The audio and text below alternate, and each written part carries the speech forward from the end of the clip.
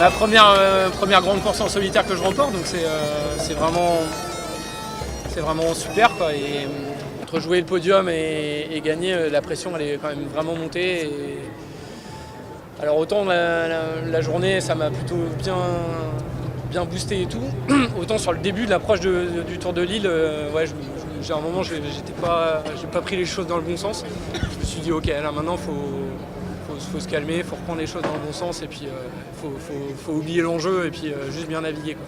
Celui qui a inventé la route du Rhum et le Tour de la Guadeloupe à la fin, il fallait quand même avoir l'idée. Je pense qu'il l'avait pas fait la course. S'il avait fait la course, il n'aurait jamais eu l'idée de faire le Tour de la Guadeloupe. Alex, il est comme il est. Moi, je suis un grand fan, hein. C'est sûr qu'il fait toujours des courses incroyables. Il avait fait une course incroyable encore, par ses options, par la capacité qu'il a à faire naviguer son bateau à des vitesses folles. Ce qu'il faut, c'est pas forcément sortir cette histoire-là,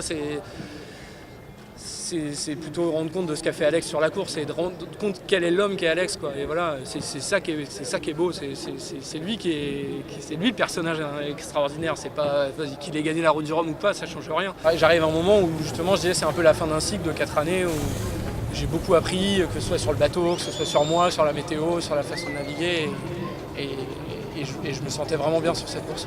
Paul Meillat, le grand vainqueur.